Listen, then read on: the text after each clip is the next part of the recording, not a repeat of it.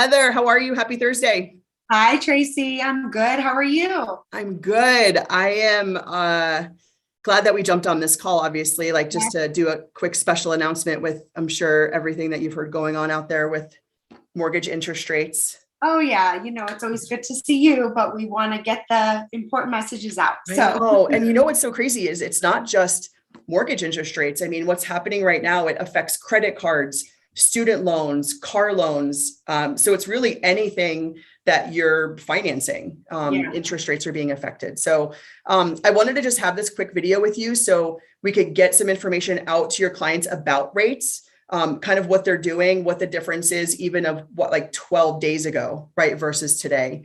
yeah, because we just had another increase this week, right? We did. So the Okay. interest rates have jumped the highest they've ever jumped since 1971, over the past Ooh, 48 boy. hours. So it's been 2 days of not sleeping and trying to communicate with clients and have them kind of understand and learn what's going on. And you have some buyers out there, I'm sure, right, that are pre-approved but not in contract or locked yet. Correct. Yes, Yeah. I do. What's your message to them, and what they should do right now? Honestly, a few of them kind of put everything on pause Mhm. temporarily, and Yeah. then the couple that I have very actively looking, one is very actively looking, and one is already in escrow. So, Good. those are unique situations. Yeah. But to be perfectly honest, some of my buyers have put things on pause. I Yeah. think because they're just intimidated. So let's really speak to that. I'm going to let you just kind of fire away on this. Yeah. I mean, I would say anyone that was pre-approved even a week ago, right, that is not in contract, does not have an interest rate locked, definitely go back to your mortgage lender, have them review what current rates are, what that does to changing your monthly payment. Make sure Mhm. that they still run automated underwriting. It's really important to make sure your debt to income ratio is in line. The payment may not change that much, but if you're really close, and it changes $100, that could affect your purchasing power. Yes. And also with the increase in rates, that affects your purchasing power as well. So I highly suggest that you do that. I'm reaching out to all of my clients, just to make sure that they understand that, which is important. And I think what's happening is, we had the Fed announcement, and they're raising the cost of credit that affects everything. And it's really still due to COVID, right? And the Okay. way that the global economy is, it's not just our economy, it's the global economy. And that's why things are changing so abruptly, right? We can't even keep up with it. So I think right now, the last increase was about 75 basis points, right? So up to 0.75%, with Okay. projections of changes even next week into next year of rates continuing to go up. So we have to just hold on for the Yes. ride. Yes. But you've been doing real estate for, like you said, like 5 years now. Yeah, just about. Okay. So I've been doing mortgages for 23 years. Yes. When I got into the business, interest rates were 16%, right? People were still buying houses. Now, obviously the cost of homes were less, right? Yes. Because they're appreciating. But there's still homes to be purchased. And you were going to give some quick stats, just as far as like the percentage of homes that have gone down in price a little bit, right? To give some positive feedback into this call.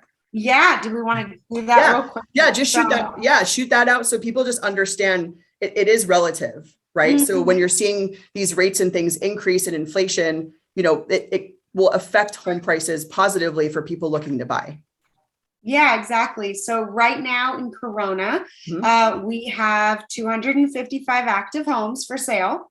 Okay. Of those 255 homes, 79 have had price decreases recently. Wow. That's actually 30%. I just started looking at this stat because Right. now we're starting to see homes sitting a little bit longer, more price decreases or, price improvements. Yeah. A lot of realtors call it, but 30%. So, that's kind of light in terms of the prices of these homes, Mhm. that some of them are starting to go down. Yeah.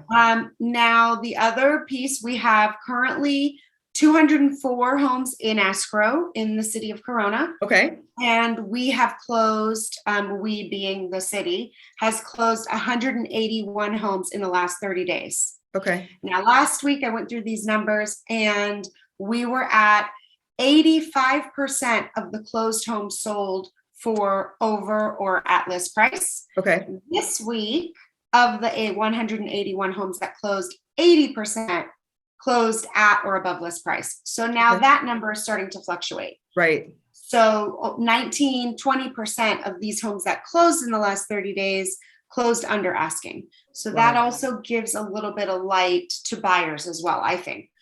Yeah, I mean, it's going to just be kind of that up and down, right? Mm-hmm. And you said it, buyers that are kind of holding off, right? That limits demand a little bit. So supply potentially is going to go up, and when supply goes up and demand goes down, prices will get lower.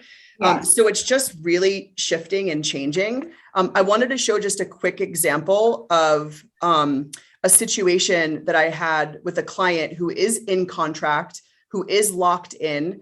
And you could see that they locked in on June 8th, right? So not that long ago. And so what is that, like 8 days? 8 days. 8 days ago. Mm-hmm. So 8 days ago, they locked in. Now they have, a FICO score over 700. They're putting more than 20% down. So every scenario is different. That's why you want to talk to your mortgage lender with your specific scenario. But they were locked in at 5.75. Okay. Mm-hmm. And I'm just going to bring it down to the bottom here. And to get that rate, they actually paid what are called discount points. And so they paid $5,865 to get that interest rate. Okay. So you have the ability, if you wanted a lower rate and a lower payment, to buy it down, is what it's called. So talk to your mortgage lender about that also. Mm-hmm. The same exact scenario for the same borrower, if they came to me today and were in contract and wanted to lock in the 5.75% rate, the cost to them would change and go up to $13,479. Right. So that's how the market shifted. So interest rate is a number, and you're going to have a 5.75 interest rate still available, but the cost to get that rate is going to be higher, right? Because the cost of money now is more. And that's what happens when rates go up. So if you wanted to see just an example to pay the same amount, right? So to pay that $5,800 that they paid 8 days ago, their rate difference would be going to 6.25. 0.5%. So 0.5%. So that's about on average, 0.5% to 0.75% rate increase is about what we've seen over the past 48 hours. I mean, so the important thing too is the payment difference. So, if you take a payment of $3,017 minus $2,859. So this same borrower, if they locked in with me today, could get the same house, a slightly higher rate, and their payment difference would be $158. Yeah. So which is not a whole lot in the grand perspective, but still for some, $158 could make or break.